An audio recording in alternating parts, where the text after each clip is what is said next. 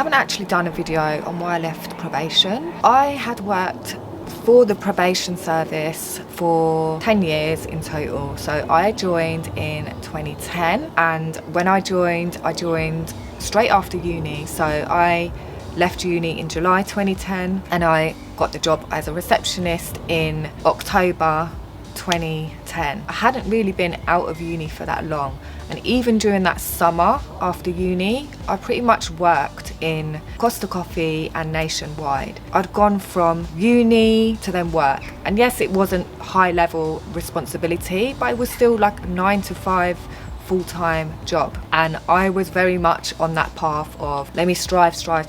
I really wanted a graduate career. I really wanted to work in London. I really wanted to use my degree, so that's what I did. I got all the experience I could when I was working full-time. I done voluntary work on the side. I had 2 jobs, so I worked when I was admin. That's when I started being an unpaid work supervisor at the weekends. So I was doing everything possible to get me started on this career track, which when I look back is quite young. Like, I left uni, I was 19, 20, I was 22 when I left uni because I had a gap year. But even in that gap year, I was working. In my gap year, I worked at Sainsbury's. I had a couple of like agency office jobs, and then I worked like for the airport, all office-based jobs, and I'd done like 3 weeks of traveling. I think part of it is because I've always been told you need to work hard, you need to earn money so that you can go travelling, have the life that you want, which yes, is true, but I didn't really give myself time to just not really have any plans, go with the flow, not really do anything apart from that time where I was travelling. And looking back, I would wish I'd travelled a lot more. So that's the start of it. So then I went on the training in 2013. I'd done my training in London, qualified 2014. I loved it, loved every aspect of the training. It was slightly different back then because I feel it was more cohesive, so I really liked the group that I was with. It was good to have that connection of other trainees. Loved being in London, moved to London, lived in London. Then I qualified, obviously my salary increased. I was then thinking of, okay, I knew that I wanted to start a family. I'd been with my partner for a long time, so that was kind of like the next step. And I had my first child in 2016, so quite shortly after qualifying. So then I took my maternity leave. I was off for like 9-10 months. In that time, again, you're not really getting a break, you're not really getting a rest. Those of you that have kids will know maternity leave is not a holiday. Let anybody tell you leave that it's a holiday, because it's not. While looking after a baby, you've got that responsibility, you've got the emotional pressure that comes with that, you've got the guilt, the sacrifice, everything that comes with being a parent, and then you're straight back into work. And I went back 3 days a week. That's when I started to, probably during the maternity leave and going back to work, really reflect on where I'm at in my life, what I want from my life. And I was, I think, 27, 28 when I had my first child. So yes, quite young, but not very young. I came back to the job and I wanted more. So I felt like, yes, I knew the job, I liked doing it, but there was the obvious pressures and strains of the job, it being stressful. I then had to start off with a new caseload. So from training to qualifying, I'd been in one office, and then qualifying after maternity leave, I went to another office. So you get like a new caseload from scratch, which is challenging in itself because you have to rebuild your caseload, manage everything, get stuff from other people, you know, the organisation of it all. But I feel like in that time I think because I was approaching 30, saying goodbye to my life as not being a mum anymore. People say your priorities shift, and they did shift for me. I wanted to spend more time just enjoying life. I didn't want to live for work anymore.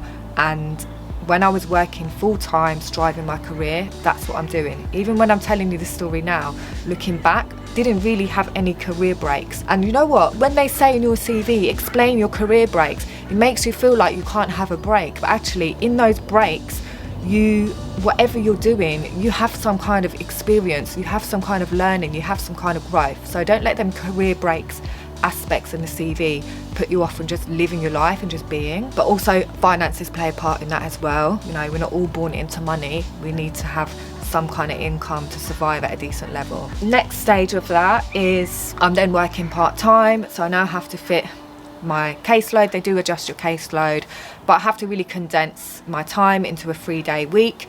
But straight after work, I'm then going to pick up my little girl from nursery, and then you're then a mum. So you're not just going home and resting or going home and doing what you want. You know, play with your child, get them ready for bed, have dinner, and then all of the housework tasks that comes with everybody, whether you're a parent or not. So I feel like that put a huge pressure on me that I just want you to know, if you are thinking of having a family, if you're thinking of becoming a parent, to know that that pressure is unbelievable and nothing can prepare you for that. Even listening to me talk about it cannot prepare you. I want you to know that things do shift. Things shifted for me within my relationship after having a baby, and then in my mindset towards work, career, life and future.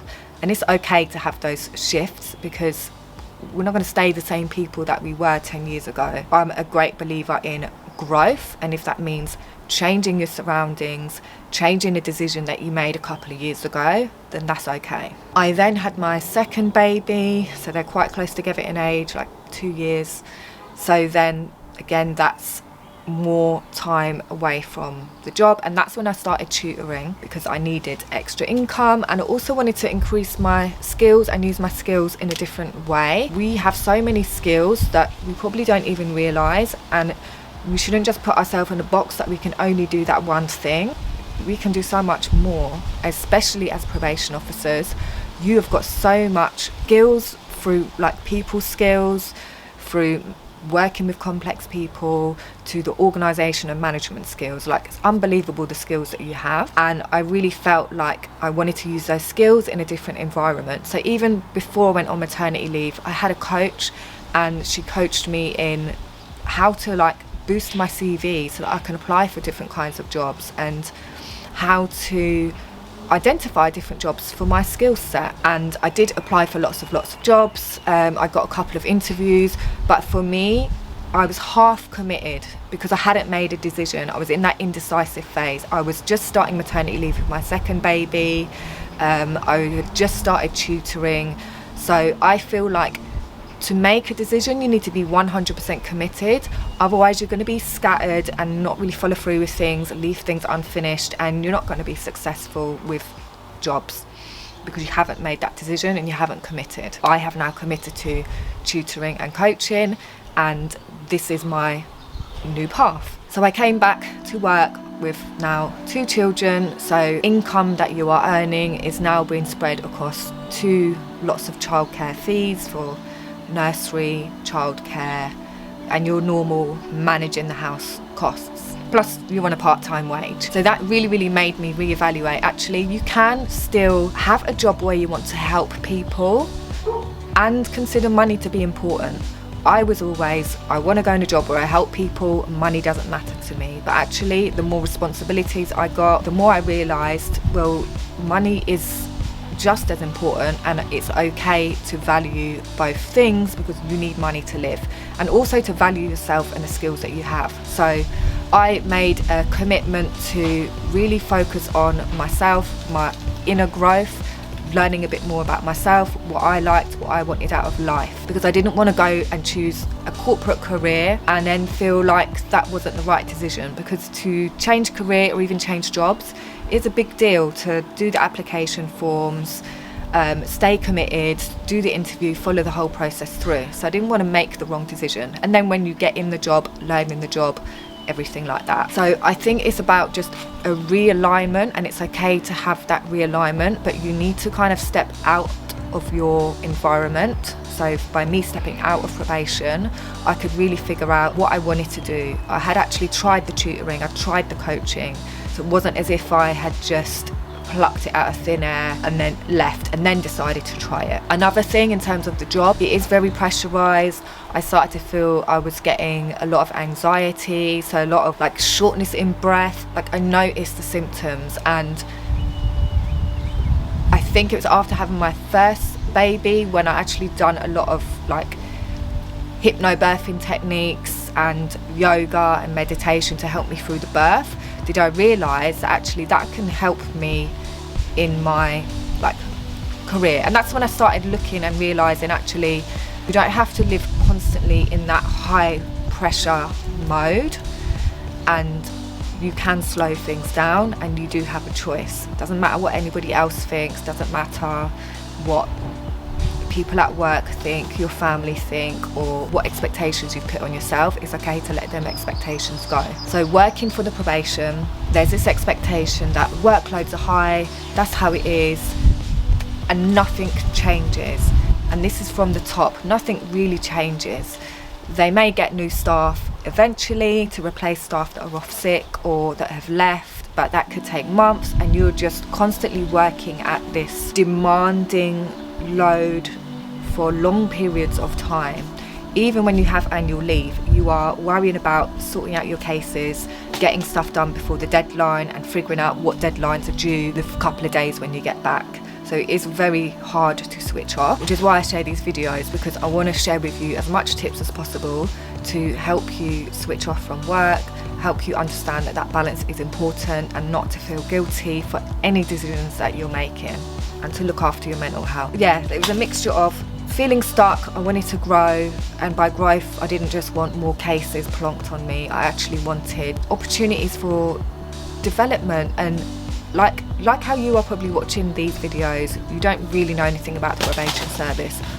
It felt in the dark about all these other roles in the civil service, and there was not really any access to understanding what they are. That kind of sums it up why I left, really. Feeling stuck, high workload pressures, increasing stress and anxiety, and wanting a slower pace of life, and looking back and realising that I'd worked consistently since school, you know. And this is why I've set up another reason, my online business, is because I can give myself that freedom. There we have it.